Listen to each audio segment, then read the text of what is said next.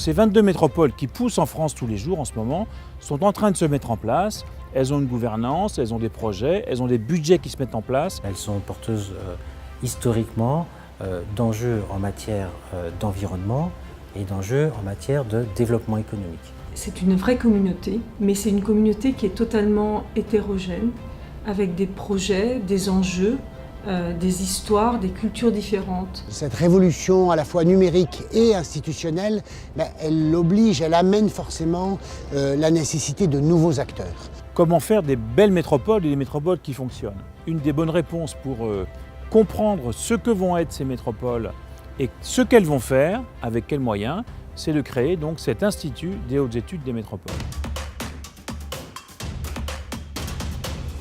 Une métropole, c'est un véritable enjeu, une complexité, beaucoup d'énergie, beaucoup de technicité, des tas de problèmes à régler, l'habitat, les transports, l'énergie, le logement, les bouchons, la sécurité, la logistique, je ne sais pas si vous imaginez, il faut être capable de régler tout ça en même temps pour que ça marche. Et donc on voit bien que les dirigeants de ces métropoles, ils ont besoin d'être très outillés à la fois en connaissances, en réflexes, en retour d'expérience pour faire leur boulot tous les jours correctement. La bonne idée, là, c'est de mettre en relation des acteurs du public et du privé de haut niveau qui ont vocation à construire cette métropole de demain, ces métropoles de demain.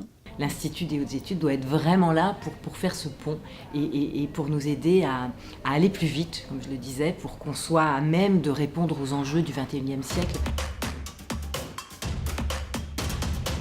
On a eu cette idée de faire un programme d'activité sur une année qui va dérouler des visites de terrain, des visites de métropole.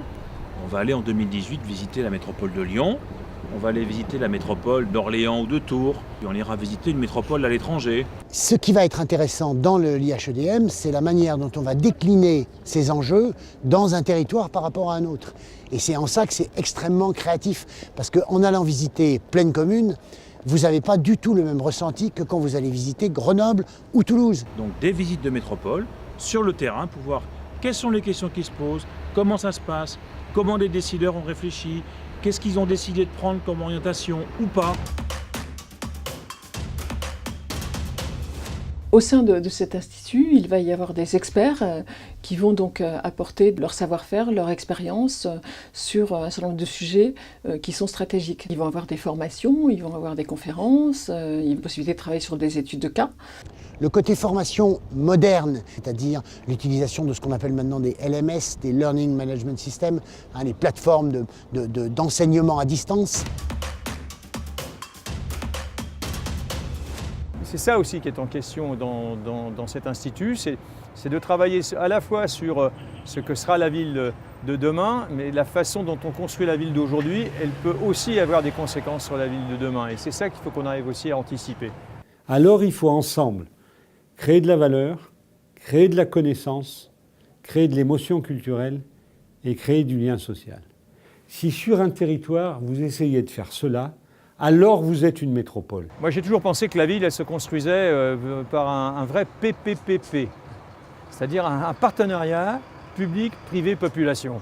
Je sens bien qu'il y a une ferveur autour de cet enjeu métropolitain qui est un enjeu politiquement très important, économiquement majeur, et je suis très confiant dans l'avenir et dans le lancement de ce projet.